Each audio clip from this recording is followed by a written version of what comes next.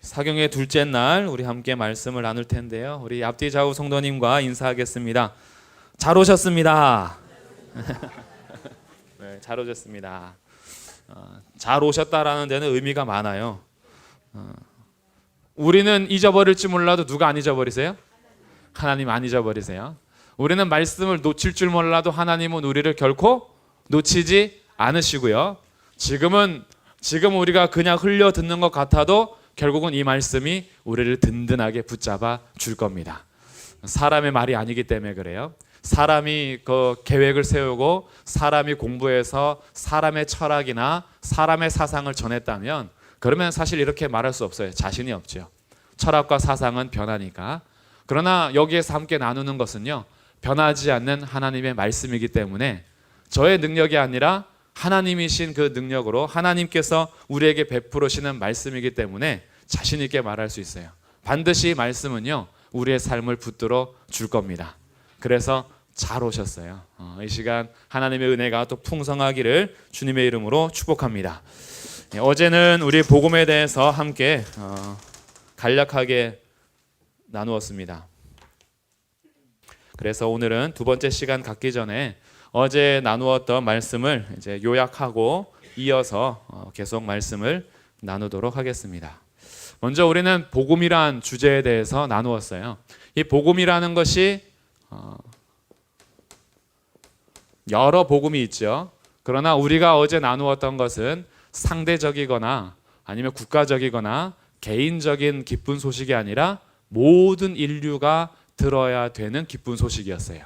그러니까 모든 인류, 국가를 초월하고 민족을 초월하며 세대를 초월하고 남녀노소 상관없이 조선시대든 고려시대든 21세기든 대한민국이든 중국이든 일본이든 북한이든 아프리카든 그 인종을 뛰어넘어서 모두에게 기쁜 소식이 되어야 하는데 모두에게 기쁜 소식이 되어야 하는 이유 중에 하나가 죄 때문이었습니다. 죄라는 것이 하나님께 대한 반역 행위로서 자리를 이탈했어요. 그래서 자리를 이탈하는 바람에 사실은 형벌과 저주를 받게 되죠. 그리고 따라오는 것이 반항입니다.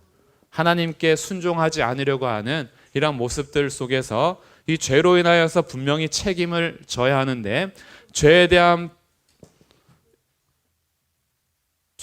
책임은 하나님께서 공의를 베푸시기 때문에 그 누구도 피해갈 수 없는 형벌과 또한 저주함이 있다. 그래서 이것을 어떻게 해서든지 죄 사함을 받기 위해서 사람들이 노력하는 것이 율법을 따라서 도덕을 따라서 아니면 종교를 가지고 살려고 노력했으나 이걸로는 구원을 받을 수 있어요? 없어요?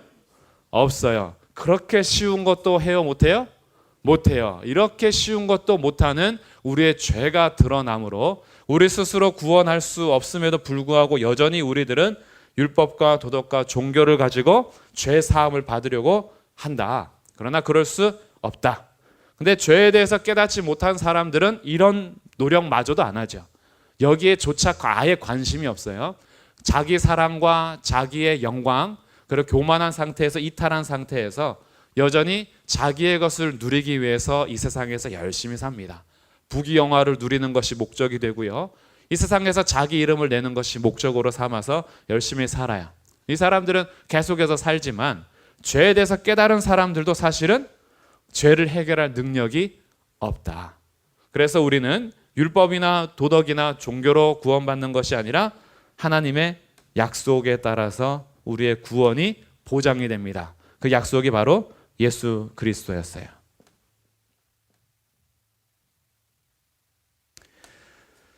하나님의 약속에 따라서 성부 하나님, 성자 하나님, 성령 하나님께서요, 오직 하나님께서 일을 행하시고 성취하시고, 그래서 그 하나님이 일을 계획하시고 행하시고 성취하셔서 누가 우리의 의가 되는 거예요? 여호와께서 우리의 의가 되시는 거죠. 우리가 스스로 우리의 의를 만들어낼 수 없고 하나님께서 우리의 의가 되시는데 그 의의 새로운 길을 내신 것이 바로 예수 그리스도다. 그럼 예수 그리스도께서는 어떻게 내셨죠? 예수 그리스도께서 십자가에서 우리가 받아야 할 형벌과 저주를 다 받으셨어요. 그래서 십자가의 구속과 십자가의 교제에 대해서 어제 정리를 했어요.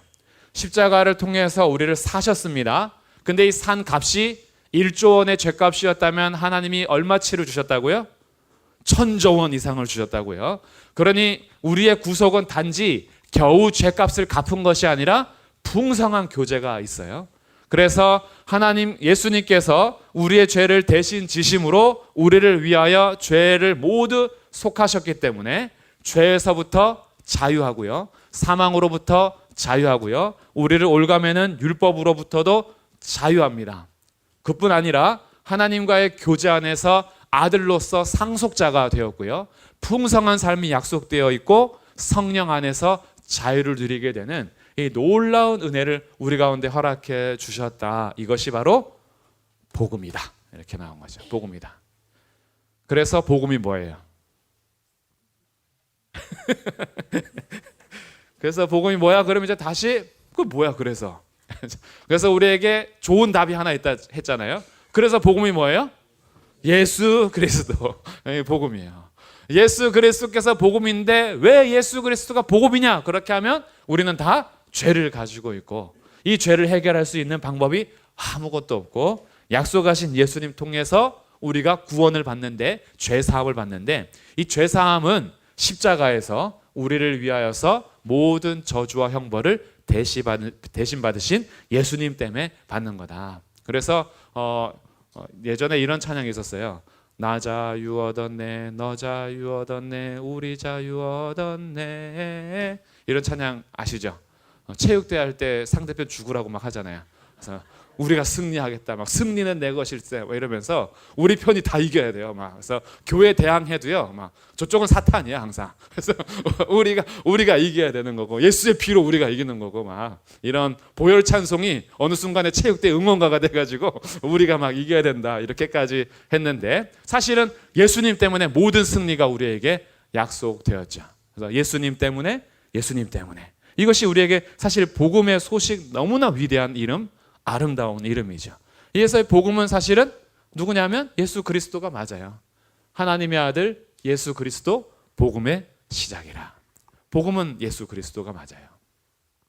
그래서 이 십자가를 통해서 우리에게 주신 놀라운 은혜가 단지 우리의 죄를 사한 것으로 끝나지 않고 너무나 놀라운 풍성한 삶을 주셨는데 이것을 그냥 받는 것이 아니라 받을 수 있는 조건이 하나 있어요.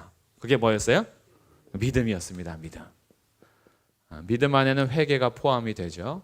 그래서 우리가 예수 그리스도를 받아들임으로 예수 그리스도를 믿음으로 하나님의 약속을 우리가 같이 누리게 되는데 우리가 명상을 하거나 마음의 깊은 묵상을 하거나 기도 생활과 종교 생활을 통해서 나를 변화시킴으로 구원을 받는 것이 아니라 나의 주인을 바꿈으로 받는 거예요. 이게 회개인 거죠. 회개는 내가 자리를 이탈하여서 하나님 자리에 있었던 내가 다시 하나님이 나의 주인이십니다 라고 모시는 건데 이렇게 모실 수 있는 길이 예수 그리스도를 통해서만 아버지 앞에 다시 나갈 수 있어서 예수님이 우리 인생의 주인으로서 모시는 것이 회개고 그분을 온전히 받아들이는 신뢰, 그분만이 나의 모든 죄를 용서하시고 나의 주인이시고 왕이시오 그리스도임을 믿는 그 믿음으로 우리가 이 구원을 누리게 돼요. 죄사함을 받고 죄사함뿐 아니라 하나님 자녀로서의 은혜를 누리게 된다. 이 기쁜 소식이 오늘도 여전히 전파되고 있다. 여기까지 이제 정리를 하고요. 그래서 우리가 오늘은 이렇게 예수 그리스도를 통해서 우리가 죄사함을 받았는데 죄사함의 받음의 그 영역과 이 땅에서 이미 구원받았으나 아직 완성되지 않은 이런 시대를 살아가는 우리들에게 예수님께서 처음 오심으로 믿는 모든 자들에게 참 자유를 주시는 날 우리가 완전해지면 이 세상을 살아가요. 그래서 오늘은 이 복음에 대한 새 영역이 이제 등장합니다. 복음에 대해서 첫 번째는 죄책에 대해서. 죄책이라는 것은 죄에 대한 법적인 책임을 말하는 거예요. 죄를 묻는 거죠. 죄에 대해서 우리가 어떤 책임을 져야 하느냐, 죄에 대한 법적인 책임, 그리고 죄성에 대해서. 죄성이라는 것은 죄의 뿌리를 말하는 거예요. 우리 깊은 뿌리가 있고요. 그리고 죄의 세력에 대해서. 죄의 세력은 죄로 인하여서 파괴된 이 세상을 살아가는 관계 속에서 이 공동체의 이 세력들이 형성이 돼요. 그래서 이 세 영역에 대해서 우리가 그러면 어떻게 복음으로 살아내는 것이며 하나님의 나라는 어떻게 이어지는 것인가라는 것을 우리 한번 살펴보려고 해요. 그러면 이제 오늘 두 번째 시간을 본론적으로 진행하도록 하겠습니다. 자, 먼저 죄책입니다. 죄책은 사실 어제 했던 부분들이 거의 요약이 되는 거예요. 죄에 대한 책임, 우리가 물을 것이 있을까요, 없을까요? 죄에 대한 법적인 책임, 우리가 뭘 해야 될까요?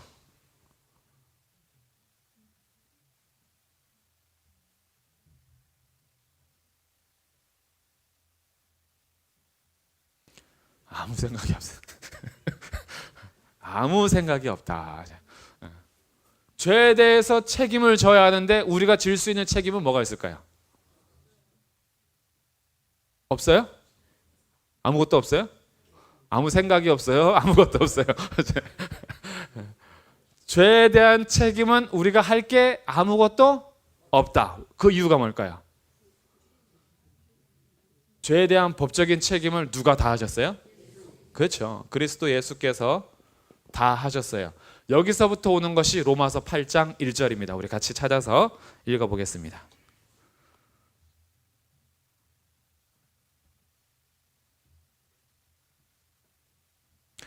로마서 8장 1절과 2절 우리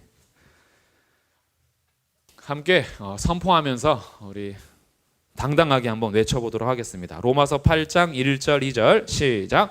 그러므로 이제 그리스도 예수 안에 있는 자에게는 결코 정죄함이 없나니 이는 그리스도 예수 안에 있는 생명의 성령의 법이 죄와 사망의 법에서 너를 해방하였음이라. 아멘. 어디 안에 있는 자요? 그렇죠. 그리스도 예수 안에 있는 자. 우리가 원래 어디 안에 있었어요? 첫사람 아담 안에 있었어요. 아담 안에서는 다 죄인으로서 죄 형벌을 받아야 되고 죄의 저주 아래에 있었어요. 근데 이런 아담 안에 있는 자를 우리를 어디로 옮기셨어요? 그리스도 안으로 옮기셨죠. 그리스도 안으로 옮기셨기 때문에 결론적으로 8장 1절 그리스도 예수 안에 있는 자에게는 뭐가 없다? 결코 정죄함이 없다. 여기서 정죄함이라는 것이 법률 용어입니다. 법정에서 쓰는 단어예요. 법정에서 당신은 죄인입니다 라고 선언하는 이것을 정죄라 그래요. 그러니까 이런 정죄함이 없다라는 것은 이제 더 이상 죄에 대한 책임을 우리에게 물을 수 없다. 법정에서 끝나버렸다. 어떤 법정에서요? 하나님의 가장 공의로운 법정, 십자가의 형틀에서 예수 그리스도께서 우리의 모든 죄짐을 지시고 모든 죄값을 완전히 해결하신 그 죄값을 치루진 구속으로 인하여서 더 이상 죄의 책임을 물을 것이 없다. 예수님께서 다 하셨으니까. 근데 문제가요, 우리가 예수님을 믿는 믿음으로 출발할 때는 이것이 아주 간절하게 잘 붙잡아요. 죄에 대해서 더 이상 내가 책임질 게 없다.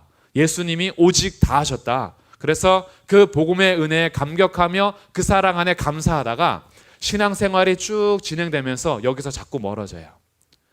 죄에 대한 책임이 오직 그리스도로 충분한데 우리들이 여기에다 더하기 자꾸 뭘 하려고 하는 거죠.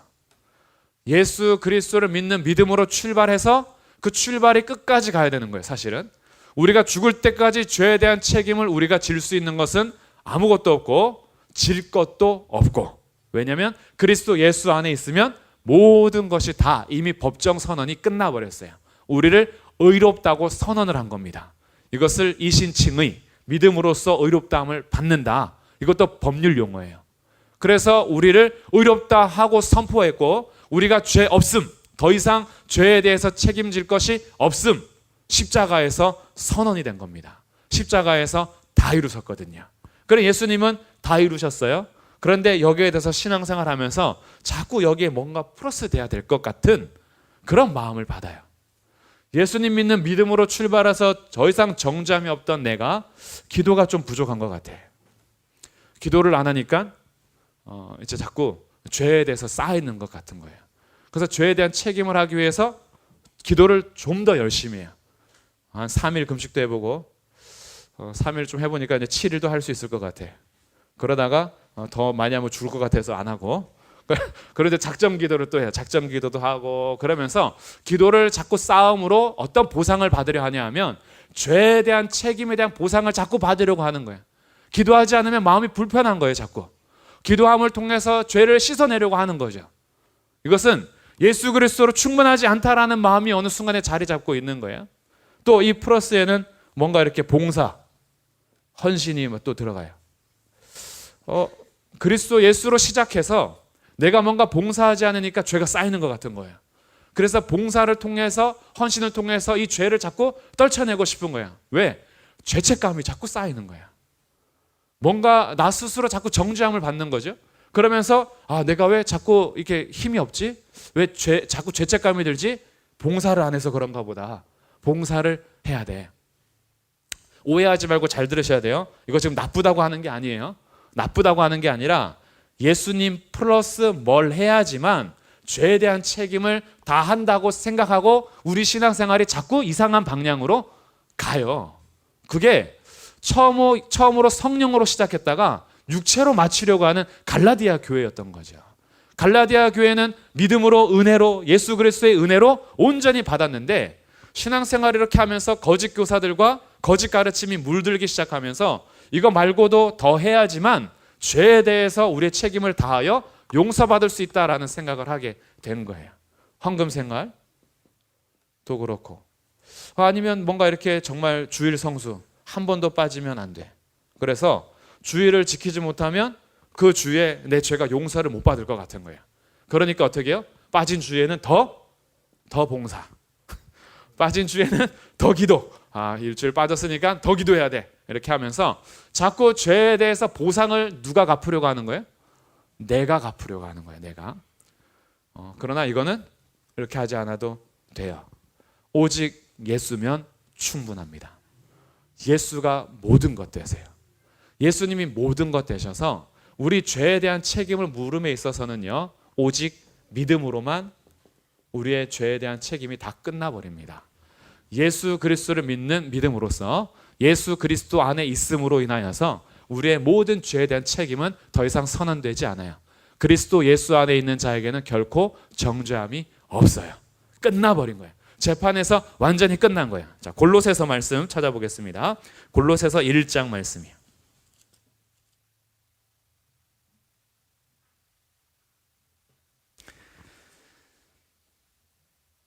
골로새서 1장 13절과 14절 함께 읽어보겠습니다.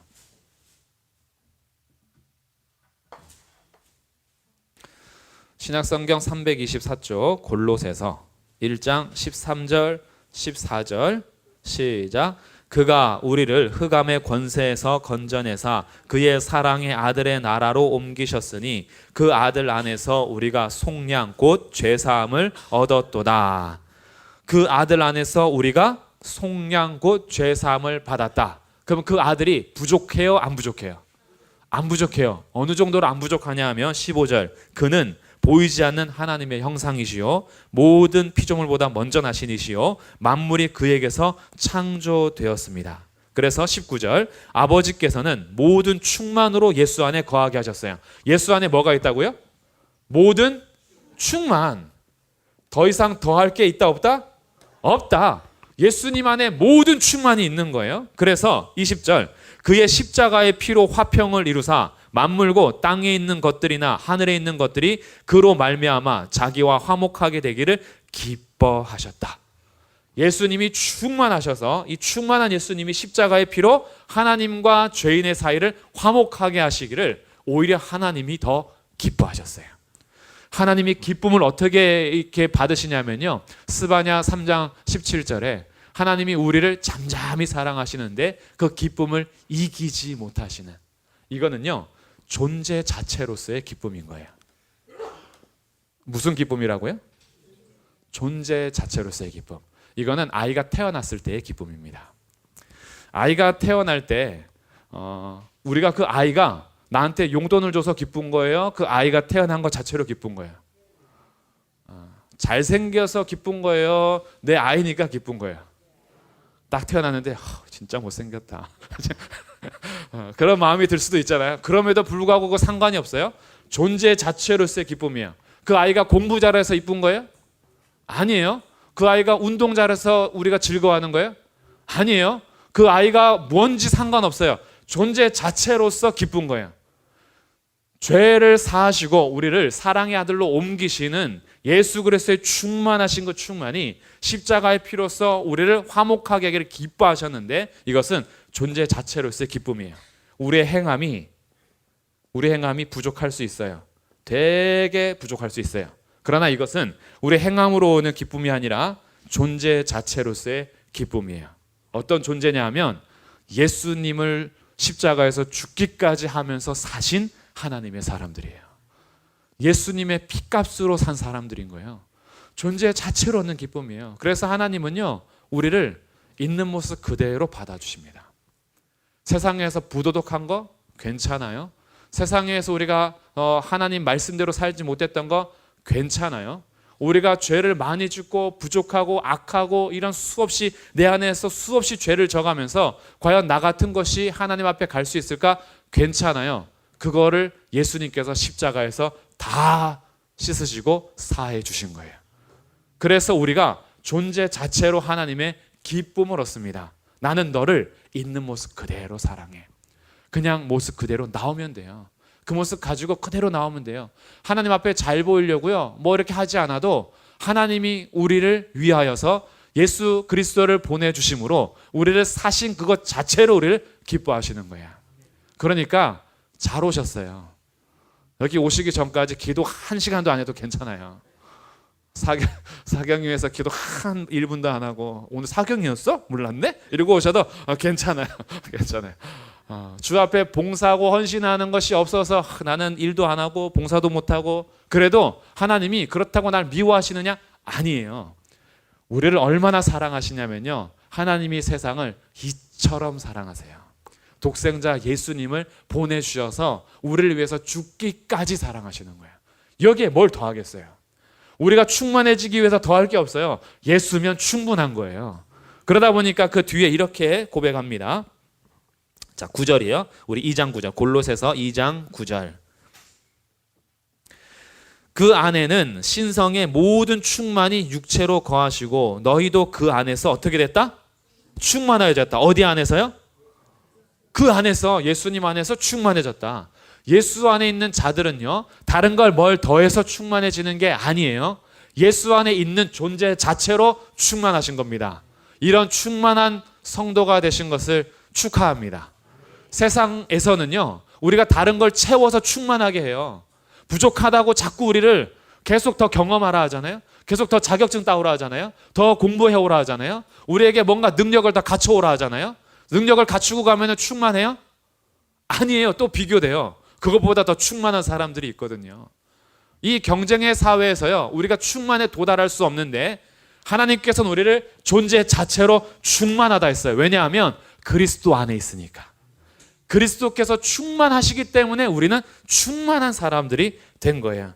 그래서 교회를요, 하나님은 교회의 어떤 환경과 상관없이 그리스도 예수를 믿는 자들이 모여있는 그 교회는 만물의 충만한 자의 충만이라 그랬어요. 만물을 충만케 하시는 이의 충만이니라. 왜요? 교회가 돈이 많아서요? 교회가 건물이 삐까뻔쩍해서요? 교회에 사람이 막 넘쳐나서요? 아니에요.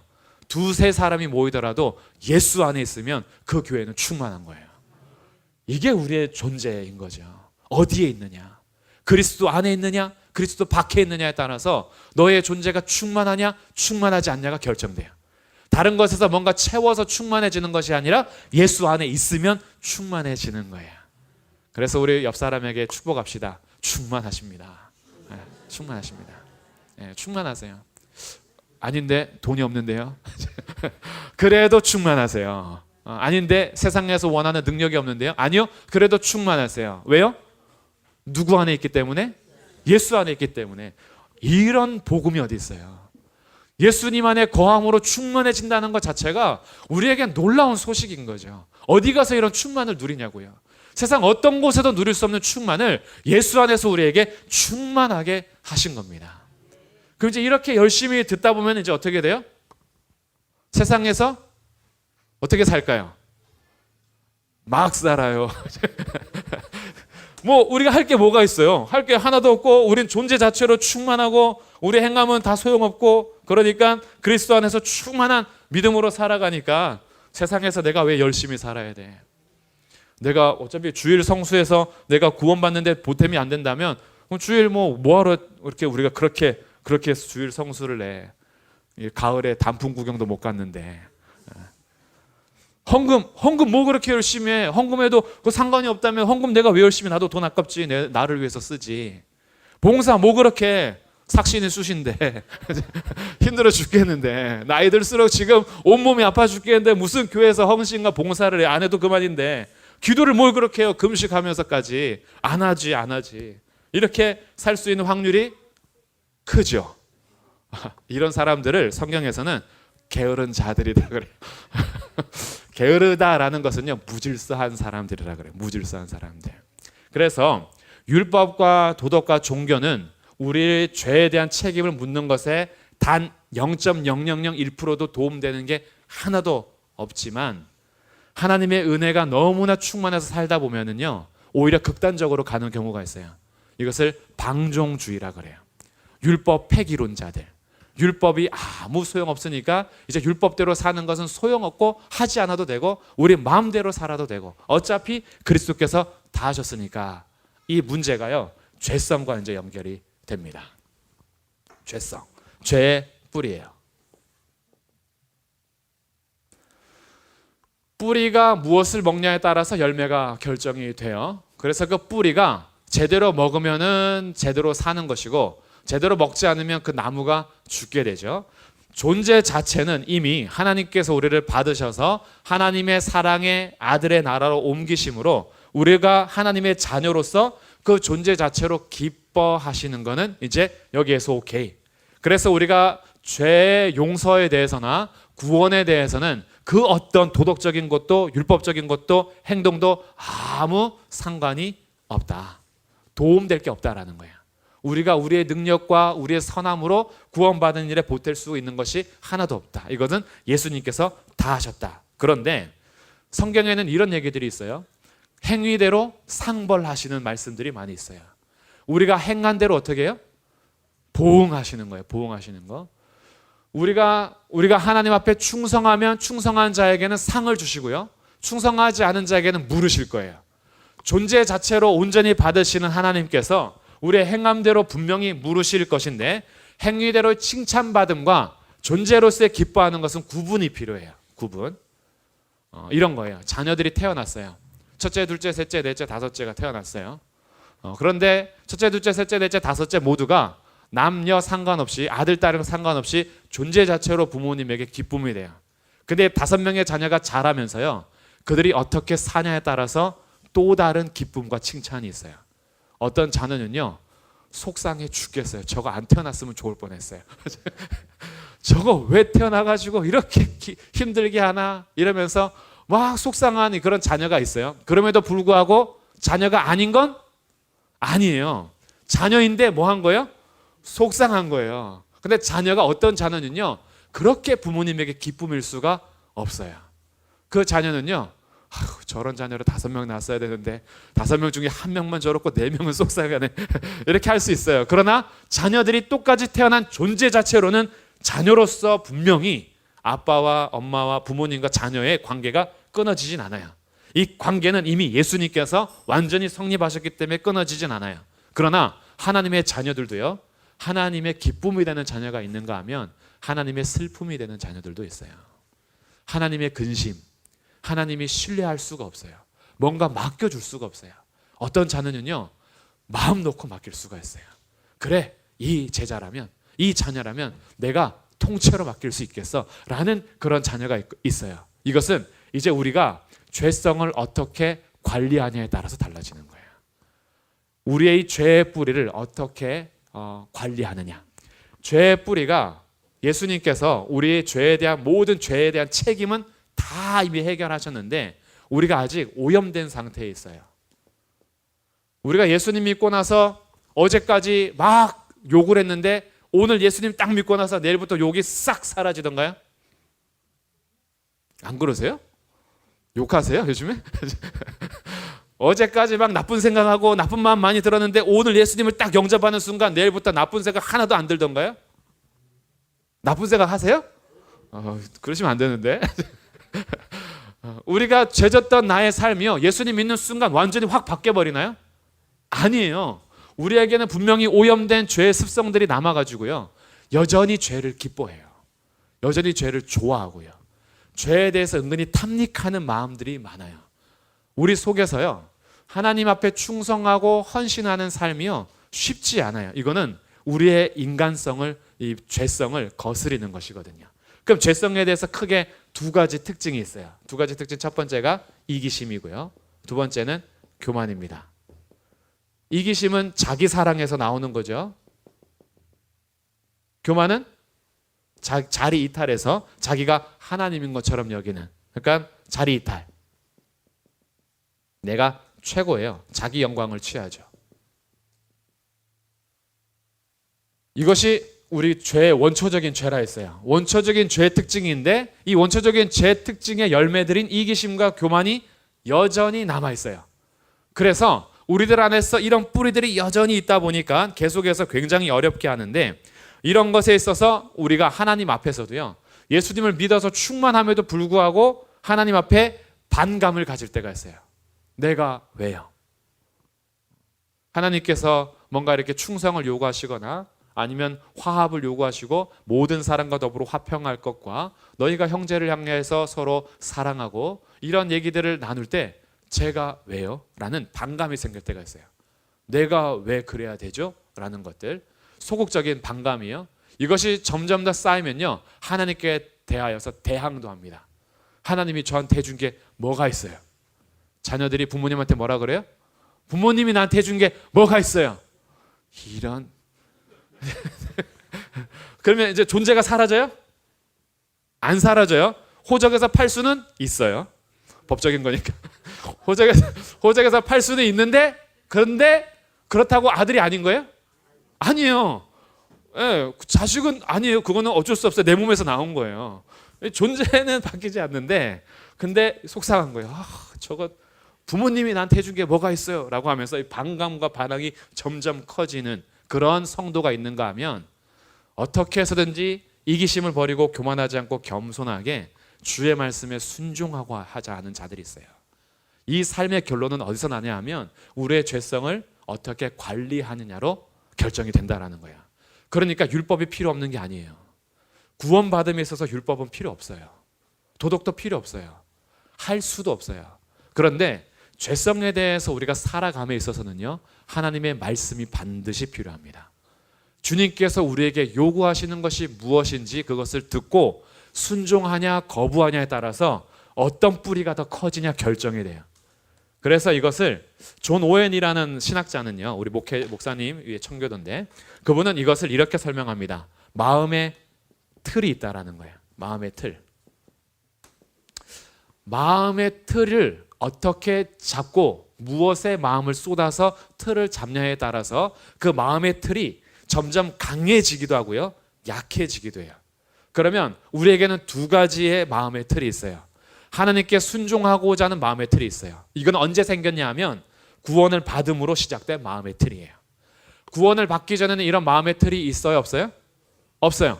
구원받기 전에는 이런 마음의 틀이 없어요. 왜? 영적으로 죽어 있는 자니까. 죄와 허물로 죽어 있는 자니까. 그런데 구원을 받았다라는 것은 중생, 거듭난 사람이에요. 새롭게 태어나다 보니까 태어난 자에게는요, 새로운 것이 보여요. 하나님의 나라가 있다라는 것을 보게 된 거예요. 그리고 하나님께서 통치하심을 보게 됐어요. 이 삶의 마음에 틀이 하나 생겨요. 그전에는 죄로 인해서 오염된 마음의 틀이 이미 꽉 잡고 있고요, 여기서 새롭게 마음의 틀이 시작이 됐어요. 그러면 이 두 개의 마음의 틀을 가지고 우리가 무엇에 순종하냐에 따라서 마음의 틀이 더 강해지기도 하고 약해지기도 해요. 여기서 육체적인 마음이 있겠고요, 영적인 마음이 있겠죠. 영적이다라는 것은 하나님께 대한 순종의 자녀의 마음이고요, 육체라는 것은 옛 본성을 따라서 살아가는 마음을 말해요. 영과 육의 어떤 이분법 나누는 게 아니라 육체는 죄된 본성, 영적이라는 것은 새롭게 태어난 새 삶으로서의 삶. 그래서 우리가 무엇에 더 뿌리를 깊이 내리며 틀을 강하게 하냐에 따라서 영적으로 성령을 쫓아 행하는 사람이 있는가 하면 여전히 육체를 따라 멸망의 것을 열매 맺는 사람들이 있어요. 성도임에도 불구하고, 태어났음에도 불구하고. 그러니까 사실은 천국 백성으로 태어나 그리스도의 충만한 은혜를 누리면서도 여전히 육체적으로 거두려고 하는 자들은 이 충만을 누리지 못해요. 이 충만을 누리지 못하고 평생 안 믿는 사람하고 별다를 바 없이 살아가요. 이게 자녀의 신분으로서 비참한 거죠. 왕의 신분을 주셨는데, 하나님 왕국에 대한 신분을 주셨는데 왕국에 대한 신분을 누리지 못하고 여전히 구원받기 전의 모습과 똑같이 살아가는, 그냥 사탕 단물 빨아먹는 게 좋고 잠시 쾌락을 누리는 게 좋고, 여기에 대해서 거부하면서 살고 성령을 쫓아 행하고자 하는 이러한 우리의 노력, 이런 열심, 이제 이런 것이 필요한 거예요. 근데 여기에 대해서 우리 갈라디아서 2장을 보겠습니다.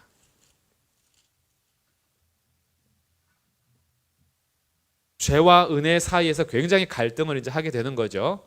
죄와 은혜 사이에서 갈등을 하는 거예요. 이 갈등은 사도 바울도 했죠. 나는 선을 행하고자 하는데 선을 행하고자 내 마음과 상관없이 자꾸 악을 행하는 자기의 모습을 보면서 오호라 나는 공고한 사람이로다. 누가 이 사망의 몸에서 나를 건져낼까라고 하는데 우리에게 아주 위대한 선언이 있습니다. 갈라디아서 2장 20절.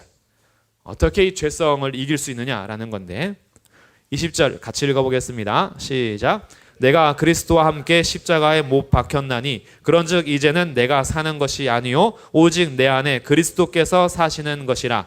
이제 내가 육체 가운데 사는 것은 나를 사랑하사 나를 위하여 자기 자신을 버리신 하나님의 아들을 믿는 믿음 안에서 사는 것이라. 자, 여기에서 중요한 것이 있습니다. 예수님께서 십자가에 못 박혀 죽으심으로 우리는 죄에 대한 책임을 면하고 오직 믿음으로 충만해지는 구속을 받았습니다.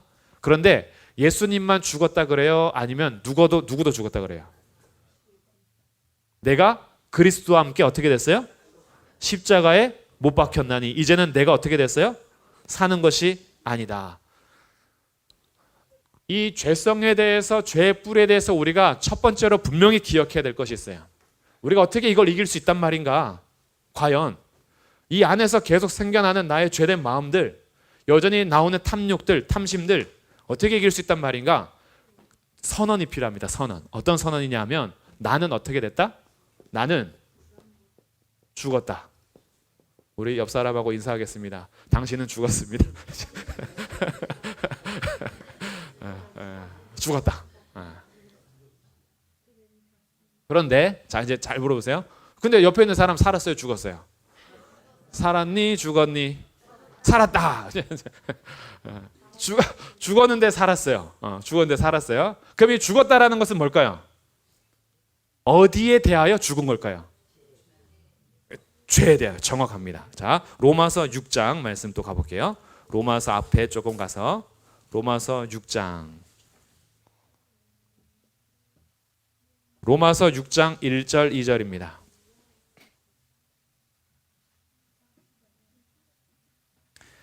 여기도 같이 읽어보겠습니다. 로마서 6장 1절 2절 시작. 그런즉 우리가 무슨 말을 하리요? 은혜를 더하게 하려고 죄에 거하겠느냐? 그럴 수 없느니라. 죄에 대하여 죽은 우리가 어찌 그 가운데 더 살리요? 어디에 대해서 죽었어요? 죄에 대하여 죽었다. 나는 죽었다. 예전에는 죄 때문에 내가 영원히 죽었었어요. 그런데 이제 그리스도와 함께 삶으로 죄에 대하여 죽은 거예요. 그래서 6장 3절부터 무슨 얘기가 나와요? 그리스도 예수와 어떻게 됐다? 합하여졌다. 연합에 나옵니다. 이 연합의 의식이 세례예요. 세례. 내가 그리스도와 함께 죽고 그리스도와 함께 다시 살았다. 연합되었다. 그러니까 그리스도 예수께서 십자가에서 죽으심으로 우리의 모든 죄를 다 사해 주셨는데 우리도 그 예수님과 연합됨으로 사실은 죄에 대하여 나는 죽었다. 이 선언이 우리에게 반복적으로 필요합니다. 죄가 생각나고 죄가 자리 잡으려 할 때마다 선언하세요. 나는 죄에 대하여 죽었다. 어떻게 해요? 죄가 나를 막 지배하려고 그러면 어떻게 해요? 나는 죄에 대하여 죽었다. 죄를 기뻐해야 돼요? 죄를 슬퍼해야 돼요? 슬퍼해야 돼요. 죄에 대하여 나는 이미 죽은 거예요. 그래서 이 새 삶, 죄성으로 인해서 오염된 내 삶이 여전히 반복되면서 옛사람의 습관이 나타나려고 할 때마다 우리들은요, 예수님과 연합된 자로서 이미 나는 죄에 대하여 죽은 자다라는 것을 우리가 분명하게 믿음으로 받아들일 때 새 삶이 시작이 되는 거예요. 죄에 대하여 죽은 우리가 어찌 죄 가운데 살겠어요? 그럴 수 없느니라. 그래서 죄에 대하여 내가 누리고자 하는 쾌락, 내가 죄에 대해서 육체의 정욕을 따라 살려고 하는 마음, 거기에 대해서 이미 죽었다라고 선언하는 거예요. 거기로 가지 않는 겁니다. 그렇게 되면 어떻게 하시느냐? 성령께서요, 그리스도를 갈망하는 마음을 부어주시기 시작해요. 자, 그러니까 죄성을 이기는 것은요, 나에게로부터 오는 게 아니에요. 그리스도와 연합됐죠. 그리스도와 연합된 상태에서 나는 죽었다라고 선언하는 것이고요. 나는 죽었다라고 선언하는 이 믿음을 받아들일 때 성령께서요, 그리스도의 마음을 주십니다. 갈망하는 마음을 주셔서 우리로 하여금 하나님께서 기뻐하시는 뜻을 우리도 기뻐하게 만들어 주세요. 그러니까 이 죄성의 죄의 뿌리에서 우리 오염에서부터 이길 수 있는 것은요, 나의 부단한 노력이 아니라 그리스도와 성령의 일하심입니다. 이거를 우리가 분명히 알아야, 그래야지만 성령께 순종하면서 살아가는 복된 삶이 이제 펼쳐지는 거예요. 여기에 대해서 그리스도와 이 성령, 그리스도는 진리시죠. 성령은 진리와 함께 일하시죠. 그래서 이 진리 안에서 하나님의 말씀이 우리가 순종해야 될 법으로서 이제 다가오는 거예요. 이 말씀을 사모하게 되는 거예요. 말씀을 사모하다 보니까 어떻게 해요? 말씀을 알고 싶어지죠. 말씀을 알고 싶으니까 말씀을 점점 가까이 하죠. 말씀을 가까이 하다 보니까 저절로 죄와 멀어지는 거예요. 양쪽으로 우리는 동시에 갈 수가 없어요. 그리스도께 가까이 가면 나도 모르게 어둠에서 멀어져 있어요. 왜냐하면 그리스도는 빛이시니까. 빛과 어둠은 공존할 수가 없어요. 그러니까 우리들이요, 이것을 인정하면서 성령님 앞에 나의 삶을 맡길 때, 그때 성령께서는 우리에게 그리스도를 알고자 하는 갈망의 마음을 부어주셔서 우리로 하여금 계속 진리를 추구하는 삶을 살게 하는 거예요. 그 말씀에 따라서 순종하며 살게 하는 거죠. 그래서 하나님 말씀이 귀해지는 겁니다. 창세기, 출애굽기, 레위기, 민수기, 신명기, 율법이니까 소용없다? 아니에요. 이것이 우리에게 복음으로 다가오는 거예요. 놀라운 은혜고요. 하나님이 어떤 분인지 알면서 우리가 어떻게 살아야 될지 결정이 되는 거예요. 그러다 보니까 우리들의 이 삶이 이미 본질적으로는 나는 예수와 연합함으로 죄에 대하여 죽었다. 이것을 아셔야 돼요. 죄가 우리를 지배하려고 할 때마다 우리는 선언하세요. 나는 죄에 대하여 죽었다. 죄는 나를 지배할 수 없고 나는 더 이상 정죄함이 없다. 그런데 왜 계속 죄가 우리에게 나타나서 그렇게 우리 오염된 상태를 지배하려고 하냐면요, 죄는 우리가 신자로서 태어났어도 끝까지 신자답지 못하게 하려고, 신자답게 사는 것이 싫어서, 그래서 끝까지 우리의 육체의 죄와 결합하여서 우리의 마음을 빼앗고 지배하려고 해요. 근데 우리는 죄의 지배를 당하면 안 되고 우리는 하나님의 은혜의 지배를 당해야 돼요. 이게 죄와 은혜의 지배입니다. 죄에게 내 마음의 틀을 내줄 것이냐, 은혜에 내 마음의 틀을 내줄 것이냐. 그래서 믿는 사람들이 여기에서 이제 달라지는 거예요. 똑같이 믿음 생활을 해도 은혜의 틀에 내 마음을 계속 주면서 내 마음이 은혜로 가득 채우는 그런 성도의 삶과 여전히 옛것과 옛사람의 습관을 따라 살아가는 성도의 삶이 여기서 달라지는 거예요. 열매도 달라집니다. 죄를 향하여서 육체를 향하여서 육체의 정욕대로 사는 사람은 육체의 열매를 맺을 것이요, 성령에 순종하면서 따라가는 사람은 성령의 열매를 맺을 거예요. 내가 심은 것은 생각하지 않고 왜 저 사람은 저렇게 성령의 열매를 맺으면서 나에게는 열매가 없는가, 그렇게 따지시면 안 돼요. 내가 순종하지 않은 나의 뿌리가 어디에 박혀 있고 내 마음의 틀은 어디에 열려 있는지를 확인하셔야 돼요. 그래서 여기서부터 돌이켜야 하는 것이 필요하죠. 그래서 우리들이 해야 할 일은요, 죄에 대해서는 죽여라. 죽인다라는 것은 약화시키라는 말이에요. 죄를 짓고자 하는 성향과 마음을 계속 약화시키고 오히려 은혜에 대해서는 살려라. 그래서 은혜를 계속 강화시키는 거죠. 내가 어디에 있어야 하는지. 그래서 우리의 일상생활 속에서 내가 어디에 누구와 함께 시간을 제일 많이 보내냐, 거기에 따라서 열매가 결정될 거예요. 하나님 말씀을 사모하고 기도하고 주의 말씀을 지켜가고 주님께 봉사하고 헌신하고 충성하며 주의를 구별하여서 예배하는 삶을 더 많이 누리느냐, 아니면 세상에서 찬송하는 것보다 노래방 가는 거 좋고 가서 이렇게 같이 그들과 함께 춤추는 거 좋고 클럽이 왜 그렇게 재밌는지 교회는 재미 하나도 없고 거기 가면은 가수들 노래 엄청 잘하던데 전도사님 노래 하나도 못하는 것 같고 그러면서 여기만 더 즐거운 거죠. 그러면 우리의 마음이 거기 빼앗기는 거예요. 그러니까 우리들이 어디에서 누구와 함께 시간을 많이 보내냐에 따라서 우리 마음의 틀이 강화되기도 하고 약화되기도 해요. 그러니까 아무리 존재론적으로 성도로 태어난 사람일지라도 우리의 삶이 계속 죄에 대하여서 더 살려고 하면 세상과 별다를 바 없는 우리의 삶을 살아가요. 거기에서 오히려 상처와 또 거기에서 쓴 뿌리, 쓴 열매 이런 것들이 계속 나오는 거죠. 누구 책임이에요? 죄에 대한 열매는 하나님 탓하는 거 아니에요. 다 우리 책임이에요. 하나님은 죄에 대해서 모든 것을 용서하시고 우리에게 그 은혜의 문을 열어주셨는데 우리가 그 은혜를 사모하지 않아요. 여전히 나의 이기심과 교만은 하나님에 대해서 거절하고 거부하려고 하는 거죠. 그렇기 때문에 우리는 적극적으로 세 번째, 성령의 통치를 받아야 합니다. 성령의 통치는 두 가지로 나타나는데 첫 번째는 자기 부인이에요. 나를 부인하고 두 번째는 성령 충만을 받는 겁니다. 그래서 툭하면 성령 충만 이렇게 얘기하는 것이 우리 언어 습관일 수 있지만요, 이거는 진짜 중요한 거예요. 자기를 부인하고 성령께서 나를 지배하시도록 내어드리는 거. 그래서 성령 충만을 받으라 주님께서 말씀하셨고, 너희는 이 세대가 악하다, 세월이 얼마나 빠르게 지나가는지 악한데 술 취하지 말고 성령 충만을 받으라, 우리에게 계속해서 요구가 되는 거예요. 성령 충만이라는 것은 성령이 나를 지배하시는 거예요. 자기 충만은 자기가 지배하는 거죠. 내가 나의 삶을 지배하는 것과 성령께서 나의 삶을 지배하는 것에서 분명한 차이가 날 텐데 우리는 성령의 통치를 받아야 한다. 그렇게 되면 내 안에 여전히 있는 죄를 먼저 깨닫게 돼요. 주님께서 나를 용서하셨음에도 불구하고 여전히 내 안에 잠재되어 있는 죄를 깨닫게 되면서 항상 깨어 있어야겠구나, 여기에 대해서 알게 됩니다. 아, 내가 지금 잠잘 때가 아니다. 내가 지금 이렇게 느슨할 때가 아니다. 깨어 있어야겠구나. 아, 내가 지금 기도를 하지 않아서, 내가 깨어 있지 못해서 민감하지 않았구나. 죄에 묻어감에도 불구하고 죄를 인식하지 못해요. 내가 굉장히 더러워지고 완악해짐에도 불구하고 그것을 알지 못해요. 그래서 깜짝 놀라는 거죠. 성령의 충만을 받으면서 자기의 죄에 대한 인식과 함께 항상 깨어 있어야겠구나, 이런 자기에 대한 엄청난 관리가 시작이 됩니다. 그러다 보니까 부지런하게 주의 말씀을 따라가게 되죠.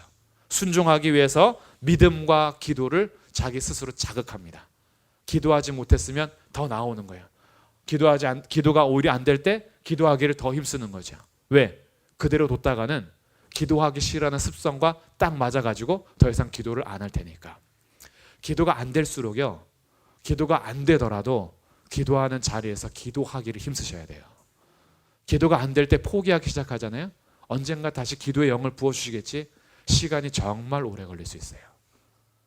기도는요, 안 되더라도 그 자리에서 계속 주님을 요청해야 돼요. 기도가 안 되는 건 뭔가 막혔다라는 거잖아요. 문제가 있다라는 거예요. 그런데 그것을 내버려두면 우리의 죄성은 기도하기를 싫어해요. 그거하고 딱 맞아요. 그래서 이렇게 되는 거예요. 야, 저번에 내가 왜 그렇게 기도를 많이 했지? 기도를 조금 했으면 드라마를 더 많이 볼 수 있었을 텐데 괜히 기도를 많이 해서 앞부분을 놓쳤네. 다음에는 꼭 시간 맞춰서 기도를 그만두고 드라마를 처음부터 봐야지. 이런 마음들이 딱 연합을 하는 거야. 아, 내가 저번에 기도를 너무 많이 하느라고 저 사람들하고 같이 즐겁게 놀지를 못했네. 이제 기도를 딱 빨리 그만두고 저 사람들하고 놀아야지. 이런 마음들이 딱 맞아 떨어져서 기도하는 게 아까워져요. 기도하는 시간들이 아까워지면서 우리들이 기도를 안 하게 되죠. 그러니까 기도가 안 될 때 다음에 기도가 잘 되면 해야지, 그렇게 하시면 안 돼요. 평생 못 돌아올 수도 있어요. 그러니까 기도가 안 될 때 어떻게 해요? 정한 시간만큼은 어떻게 해서든지 버텨라. 그러기 위해서 필요하겠죠. 우리의 영혼 관리에 기도 시간을 정함이 필요한 거예요. 이게 없으면 우리의 신앙이요 깊이 뿌리를 못 내려요. 정해진 기도 시간이 있으십니까? 있으시다면 그 시간을 잘 지키시고요. 기도 정하신 시간이 없으면 기도 시간을 정하세요. 그것이 우리가 다시 죄성에서 벗어날 수 있는 방법인 거예요. 그래서 처음부터 오늘 사경기 때 은혜 받았어. 내일부터 3시간씩 할 거야. 그렇게 해가지고 괜히 죄책감에 빠지지 마시고 딱 할 수 있는 시간. 그래 5분도 없었으니까 5분부터 시작하자. 5분 하다 보니까 6분이 되고 6분 되니까 10분이 되고 이렇게 할 수 있는 것부터 시작하세요. 갑자기 막 이제부터 7시간 하겠습니다. 이렇게 하시면 안 돼요. 말씀도 마찬가지죠. 말씀의 은혜가 충만하기 위해서 말씀도 규칙적으로 읽으시는 게 그래서 중요한 거예요. 한꺼번에 막 폭식하지 마시고 일주일 밀렸네. 안 되겠다. 30장 오늘 다 읽어. 이렇게 하면서 폭식하는 게 아니라 하루에 한 장이라도 석 장이라도 꾸준히 읽어가는 것. 그것이 우리의 영혼이 그 깊이 지금 죄에 빠지지 않는 거예요. 그러지 않으면요. 폭식해가지고 한 번은 성령 충만했다가 그 다음 날은 또 죄가 충만해요. 왜 이렇게 하다 보니까 나도 힘들어. 나는 도대체 성령의 사람이야? 육체의 사람이야? 그래서 내가 되게 힘들어져요. 그러니까 규칙적인 우리의 신앙생활이 그래서 중요한 겁니다. 주일 어떤 것과도 타협할 수 없는 분명한 기준. 이게 우리를 구원하는 조건이 아니지만 하나님의 사람으로서 내가 나의 일상의 시간표 중에서 하나님 앞에 따로 예배할 수 있는 시간은 그 어떤 것과도 내가 타협할 수 없는 그 자리다. 왜? 다른 어떤 것은 하나님이 아니니까. 내가 섬기고 예배할 분은 오직 한 분 하나님이시니까. 그래서 타협하지 않는 거예요. 율법적이야. 무슨 주일을 50일주 매번 해야 되고 그러냐? 이런 율법적인 요구가 아니라 이 기준이 사라지면요. 우리가 타협하기 시작한다니까요. 한 번 무너지면요. 언제까지 무너질지 몰라요. 여기에 대해서는 양보할 수 없는 거예요. 성령의 통치를 받으면서 은혜 가운데 자꾸 나를 두셔야죠. 봉사도 그래서 하는 겁니다. 하나님 앞에 헌신하고 충성하고 봉사하면서 같이 돌볼 때에 우리가 함께 은혜를 누리게 되는 거예요. 계속 살리는 이런 공동체. 그렇게 하다 보면요. 회개의 삶이 되고 겸손해지고 자기를 낮추게 돼요. 이런 삶이 우리를 살게 하는 겁니다. 그래서 여기만 자꾸 강조하면은 우리가 그 율법고 무시하고 도덕도 무시하고 아무것도 없는 것처럼 살 수 있을지 모르는데 우리의 삶은 그렇게 두지 않았다. 우리의 풍성한 삶은 더욱 누리도록 하셨는데 이렇게 성령을 따라 살아가며 은혜가 살면요. 그리스도께서 우리에게 약속한 풍성한 열매가 맺어집니다. 아들이 누릴 수 있는 그 권세가 우리 가운데 베풀어지는데 그 중에서 가장 귀한 것은요. 어떤 환난과 어려움 속에서도 빼앗기지 않는 평강이 있어요. 그리스도의 평강이 우리를 주장해 주십니다. 우리의 마음과 생각을 지켜주세요. 그래서 염려하지 않고 감사함으로 기도하면서 하나님께서 베풀어신 은혜와 평강이 충만한 거예요. 이 사람들은요. 그 어떤 환난과 비바람도 무너뜨릴 수 없는 거예요. 심지가 얼마나 깊이 뿌려 내려져 있는지 어떤 태풍이 와도 흔들리지 않는 평강으로 굳게 잡아주시는 거죠. 하나님 자녀의 권세가 이런 거예요. 하나님 자녀의 권세가 초자연적이고 초월적인 기적을 행사하고 다니는 게 아니라 어떤 것에도 흔들리지 않는 그리스도와의 관계, 그 어떤 것에도 빼앗기지 않는 평강, 그 어떤 것에도 자족할 수 있는 마음, 가난하든 부하든 거기에 흔들리지 않는 거예요. 이런 그리스도인이 되시기를 주님의 이름으로 축복합니다. 그러기 위해서는 은혜를 살려야 돼요. 죄는 죽이고. 이렇게 하면서 죄성에 대해서 우리가 관리를 해야 된다면 이 개인적인 죄성에서 공동체로 가는 것이 죄의 세력에 대한 겁니다. 자, 예수님께서 십자가에서 사탄의 머리를 완전히 짓밟으셨어요. 그러나 아직 사탄은 존재하나요? 안 하나요? 해요. 죄의 세력이 분명히 존재합니다. 그래서 죄의 세력이 언제 끝장나냐 하면 예수님께서 다시 오시는 그날 지옥의 형벌에서 무저갱에 들어가 사탄이 완전히 멸망에 처하게 될 거예요. 그때까지는 아직 죄의 세력이 남아있다. 그래서 이 공동체적인 이 관계를 해나가는데 이게 깨어진 관계니까 개인에서 이제 공동체로 가는 거예요. 그 첫 번째 공동체가 뭘까요? 가정이에요. 가정을 깨기 시작하면서요. 죄가 가정을 세력화하여 죄 짓는 문화를 형성하게 만듭니다. 그래서 가정 안에서 무너지기 시작하면 이 가정이 사회로 가죠. 가정이 무너지면요, 그 사회는 무너지는 건 뭐 시간 문제입니다. 이미 뽑힌 거예요. 식물을 이렇게 뽑으면요, 뽑은 당시에는 생생하죠 아직. 그러나 이 나무는 이미 죽은 거예요. 뿌리가 마르기 시작하면서 결국 다 말라 죽을 거예요. 가정이 죄 세력화 돼가지고 죄로 인해서 무너졌다. 이미 그 사회는 뽑힌 것과 같아요. 언젠가는 그 사회 다 무너지게 되어 있습니다. 그래서 죄의 세력들은요, 여전히 성도들의 마음을 신자답게 살지 못하게 하면서 죄의 영향이 계속 공동체 안에 있게 만들어 버리는 거예요. 그러면서 죄에 대해서 이렇게 하는데, 이런 것에서 이제 우리 문화로서 어떤 이 죄의 세력이요, 죄 짓게 만드는 문화를 형성하게 하는 거죠. 사회 구조가 그렇게 됩니다. 사회 구조와 문화가 죄에 대항할 수 없는 그런 구조로 만들어버리고, 죄에 대해서 그렇게 인식 못하게 만들어버려요. 왜? 다 그렇게 사니까. 다 그렇게 사는데 뭘 이렇게 만드는 거죠. 그러니까 이런 문화 속에서 공동체적으로 이제 무너지게 되는데, 이런 공동체에 대안적으로 하나님께서 주신 공동체가 뭘까요? 이게 이제 교회라는 거예요. 그래서 이 교회가 죄 세력의 관점에서 굉장히 중요한 일이 됩니다. 교회는요, 거룩한 공동체예요. 하나님께서 구별하신 겁니다. 그럼 거룩하다라는 것은 누구의 성품이에요? 그렇죠. 예수님 하나님의 성품이죠. 내가 거룩하니 너희도 거룩하라 그랬어요. 이 거룩의 개념이 거룩하다라고 이제 거룩한 공동체가 되는데, 거룩의 개념이 중요하겠죠. 무엇이 거룩하냐라고 할 때 이 두 가지 관계면에서, 첫 번째는 하나님과의 관계에서, 두 번째는 이웃과의 관계에서. 하나님과의 관계에서는 오직 하나님을 사랑하고요, 그리고 하나님을 온전히 믿음으로 말미암아 얻는 의입니다. 이것이 이제 거룩이에요. 그러면 이웃과의 관계에서 거룩은 뭘까요? 이웃을 내 몸과 같이 사랑하는 거죠. 그래서 내 몸과 같이 사랑하는 표가 여러 가지가 있어요.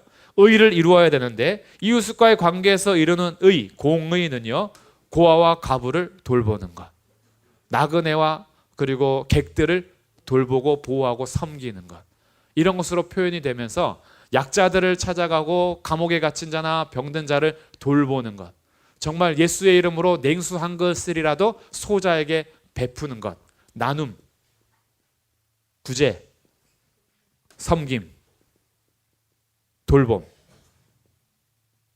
이런 것을 이루는 것이 이제 의라고 하는 거죠. 여기에 더 나아가서 친절을 베풀고요, 서로 용납하며 용서하는 삶, 이것이 교회로서 할 수 있는 일이다라는 거예요. 세상과 다른 공동체. 세상에서는 인과응보, 그리고 이에는 이, 눈에는 눈, 갚아주는 삶. 그런데 교회 공동체는 그게 아니라 오히려 용서하고 돌보며 섬기며 나누는 삶. 이웃 사랑에서 이 거룩함이 나타나는 거예요. 이런 것이 이제 경건이라고 하는 거죠. 그렇기 때문에 우리에게 교회에게 요구하시는 것이 있어요. 자, 로마서 12장으로 가보겠습니다. 로마서 12장 1절과 2절이에요. 읽어보겠습니다. 로마서 12장 1절 2절 시작. 그러므로 형제들아, 내가 하나님의 모든 자비하심으로 너희를 권하노니 너희 몸을 하나님이 기뻐하시는 거룩한 산 제물로 드리라. 이는 너희가 드릴 영적 예배니라. 너희는 이 세대를 본받지 말고 오직 마음을 새롭게 함으로 변화를 받아 하나님의 선하시고 기뻐하시고 온전하신 뜻이 무엇인지 분별하도록 하라.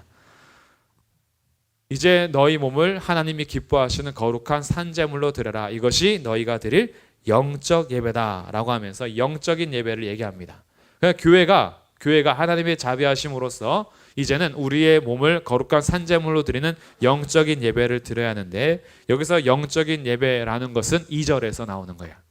2절에서 나오는 거 보니까 이 세대를 어떻게? 본받지 마라. 자, 이 세대는요, 이 문화를 거짓 문화로 만들고 그리고 죄 짓는 구조를 형성하면서 여전히 우리의 사고방식이나 돌아가는 구조가 세상은 계속 죄 짓는 문화를 형성해 만들어가는데, 이 세대를 본받지 말고 오직 마음을 새롭게 함으로 변화를 받아 하나님의 선하시고 기뻐하시고 온전하신 뜻이 무엇인지 분별해라. 그래서 영적 예배는 이 세대를 본받는 것이 아니라 하나님의 말씀에 순종하는 예배를 영적 예배라 그래요.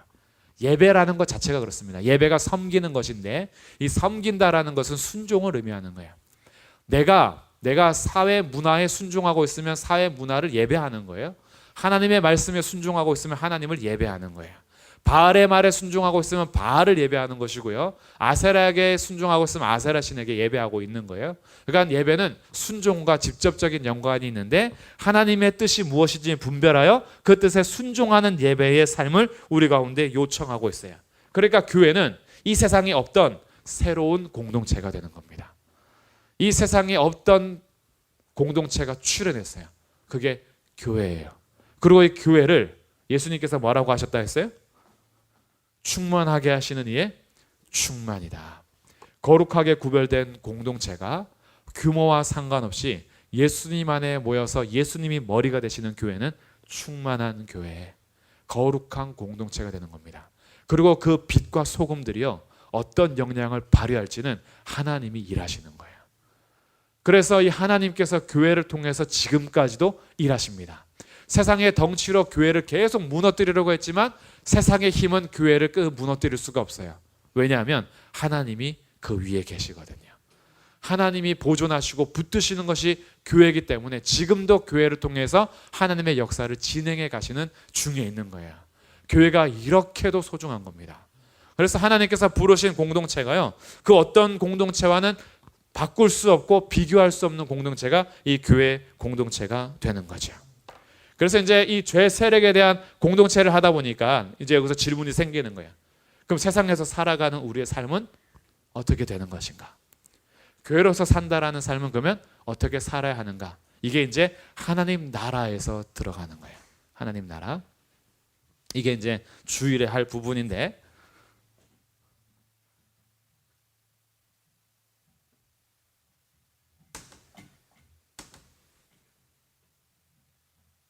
하나님 나라 많이 들어보셨죠? 못 들어보셨어요? 자, 하나님 나라에 대해서 이제 조금 들어가고 우리 연결해야 되니까요. 우리 마가복음 말씀 한번 보겠습니다. 자, 마가복음 1장 15절.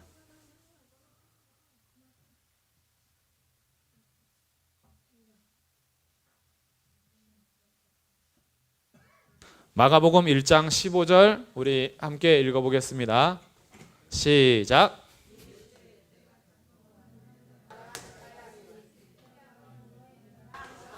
네. 뭐가 가까이 왔대요? 네. 하나님 나라가 가까이 왔다. 하나님 나라가 가까이 왔다. 이 하나님 나라에 대한 주제는요 굉장히 중요한 주제입니다. 왜냐하면 하나님 나라가 가까이 왔음을 선포한 예수님께서는 나중에 부활하시고 나서도 제자들과 함께 40일 동안 같이 계시면서 하나님 나라에 대해서 가르치십니다. 자, 사도행전 1장 말씀 제가 읽어 드릴게요.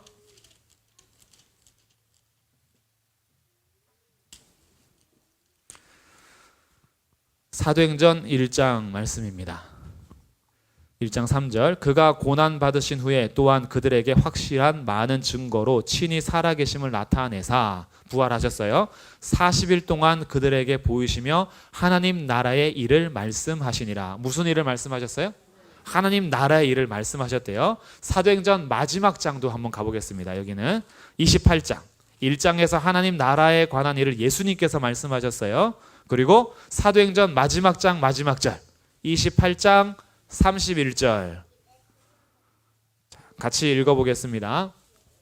사도행전 28장 31절 시작. 하나님의 나라를 전파하며 주 예수 그리스도에 관한 모든 것을 담대하게 거침없이 가르치더라. 무엇을 전파했대요? 하나님의 나라를 전파했대요.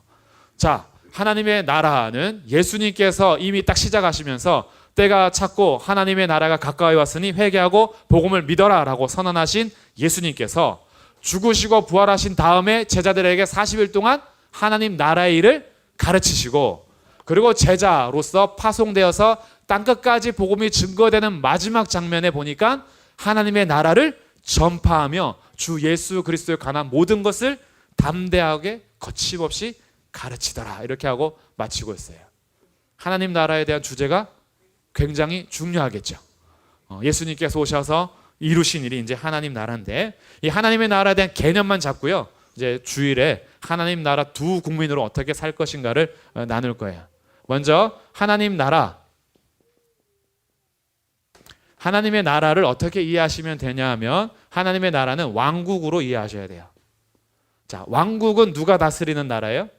그렇죠. 왕이 다스리는 나라예요. 그러니까 다스리는 왕이 있겠네요. 다스리는 왕이 있고, 그리고 다스림을 받는 백성이 있겠죠. 다스림 받는 백성. 그리고 다스리는 장소가 있겠죠. 하나님 나라, 하나님의 왕국은 결국 이 통치와 관련되어 있습니다. 그래서 하나님 나라라는 것은 누가 통치하며 누가 어디에서 통치를 받느냐, 이런 것이 이제 하나님 나라와 관계가 되어 있어요. 그럼 이제 이 하나님 나라라는 것은 하나님의 백성들이 하나님이 왕이 되셔서 하나님 다스리시는 처소에서 통치를 받는 곳이 하나님의 나라인데, 예수님께서 오셔서 때가 찼고 하나님 나라가 가까이 왔다 그래요. 그러니까 하나님의 나라는 예수님이 오셔서 갑자기 시작했을까요? 그 전부터 있었을까요? 그 전부터 있었겠죠. 왜냐하면 하나님 나라가 가까이 왔다라는 개념이니까. 그래서 하나님의 왕국에 대한 모습이 이미 구약에서부터 있는데, 이 구약에 대한 개념을 제가 6가지로만 딱 정리하고 오늘 이제 마무리할 예예요. 6가지 안 많아요. 금방 할 거예요. 자, 먼저 에덴. 에덴이 하나님 나라의 모형입니다. 그래서 하나님이 왕이 되시고 하나님의 백성은 2명이 있었어요. 누굴까요? 아담과 하와. 그리고 하나님은 뭘로 다스렸어요? 말씀으로 다스렸어요. 그래서 하나님이 왕이 되시고 백성은 아담과 하와가 있으며, 그리고 하나님은 말씀하셨어요. 말씀으로 통치하셨어요. 이렇게 에덴에서 하나님께서 하나님 왕국을 모델로 보여주셨는데, 아담과 하와가 여기에서 어떻게 됐어요? 실패하고 죄를 짐으로 쫓겨나게 되었죠. 그러면서 하나님께서는요, 아브라함을 부르십니다. 그리고 아브라함 부르시기 전에 중요한 사람이 이제 노아가 등장하고요. 그 아브라함을 부르셔서 하나님께서는 하나님 나라를 약속하십니다. 약속하시는데 어떻게 약속하세요? 내가 너에게 씨를 주어 민족을 이루고요. 백성, 씨, 백성. 그리고 너에게 뭘 준다? 땅을 준다. 어디 땅이에요? 가나안 땅, 거할 곳, 통치하시는 장소죠. 가나안 땅을 약속하세요. 그럼 누가 결국 여전히 통치하시냐면 왕은 바뀌지 않죠. 하나님께서 아브라함에게 약속하셔서 백성 삼을 것과 땅을 약속하셨어요. 그리고 이 약속을 성취하는 사람이 있다면 이제 다윗과 솔로몬이 모델이 되죠. 그래서 하나님 나라, 이 가나안 땅에서 그림자로서의 하나님 나라를 이룹니다. 그래서 다윗이 하나님 마음에 가장 합한 자로서 하나님의 말씀에 따라서 통치하려고 했던 이 다윗, 예배자로서는 다윗의 모습을 보여주고요. 그리고 이제 예수 그리스도께서 오시는 거예요. 예수 그리스도께서 초림하셨을 때, 처음 오셨을 때는 하나님의 나라가 가까이 왔다 그래요. 가까이 왔다. 예수 그리스도께서 재림하실 때는 뭐라 하실까요? 하나님의 나라를 완성하시는 거죠. 새하늘과 새 땅. 이때는 가까이 왔다. 그러니까 이 하나님의 나라는요, 예수님께서 오셔서 갑자기 말씀하신 것이 아니라 이미 구약에서 계속해서 하나님께서 통치하시는 것들을 보여주는 통치의 개념인 거죠. 그래서 에덴에 계시됐을 때부터 이런 것들을 얘기하는데, 이스라엘 역사 안에서는 아브라함과 다윗을 통하여서 하나님의 나라를 보여주고요. 그리고 그리스도 안에서 계시된 나라를 보여주는데, 이 사이에 제가 하나 더 넣었죠. 이게 예언을 통해서, 예언 가운데 계시된 하나님의 나라는 엘리야에서부터 세례 요한까지 하나님의 예언 약속을 계속 해줌으로 하나님의 나라를 하나님께서 처음부터 계획하셔서 진행해 나가고 계심을 보여주는 거예요. 그렇게 해서 결국 예수님께서 오셔서 하시는 일이 이제 이 결론입니다.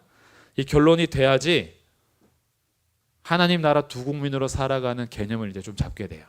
자, 하나님이 예수님께서 오셔서 딱 하셨는데, 자, 질문 이제 여기서 잘 가셔야 돼요.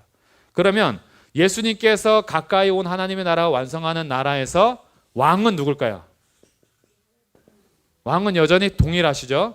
하나님이에요. 백성은 누굴까요?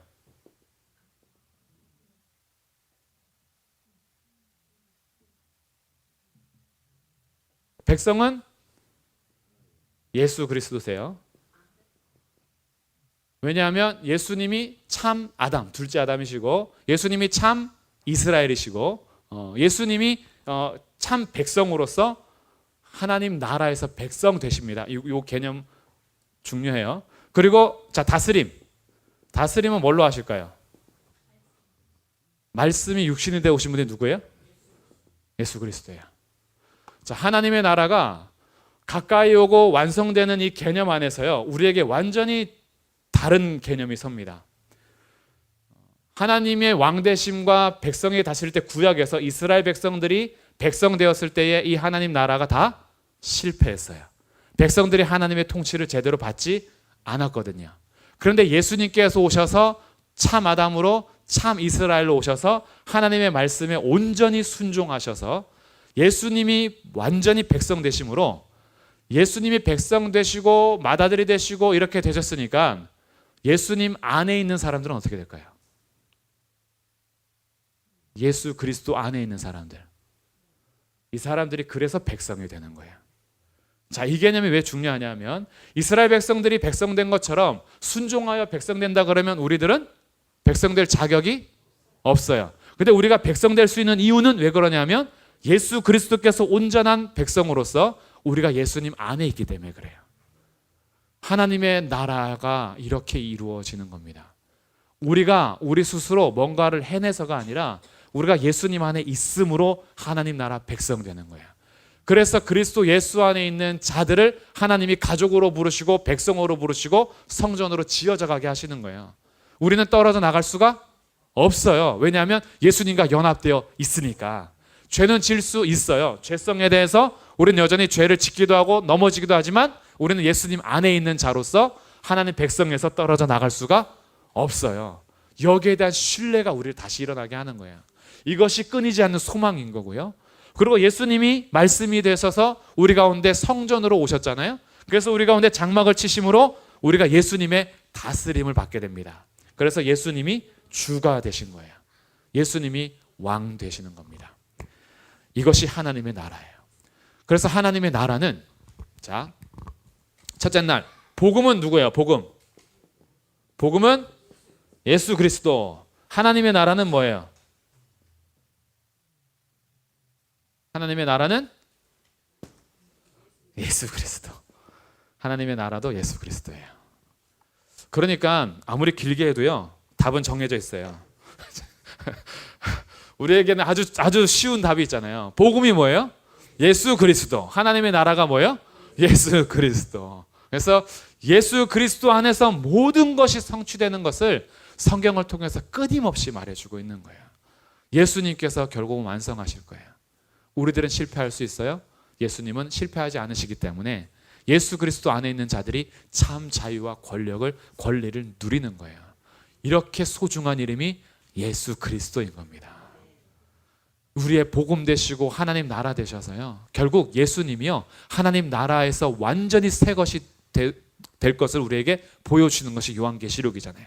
새하늘과 새 땅, 보좌로부터 생명수 강이 흘러와서 달마다 열매를 맺으며 잎사귀는 만국을 치료하고, 예수님이 오직 그 가운데 계셔서 예수님으로 인해서 모든 만방이 빛도 필요 없는 그 영원한 나라, 다시는 아픔도 없고 고통도 없고 저주도 없는 그 나라, 그 나라에서 예수님의 통치하심과 다스리심이 완전해질 건데, 아직 우리는 그 나라가 완성되지 않아서 이 땅을 사는 동안에 하나님께서 새로운 공동체로 출현한 교회의 백성으로서, 그리고 여전히 이 세상을 살아가는 일반 또 백성으로서 우리는 하나님이 다스리시는 두 나라를 살게 됩니다.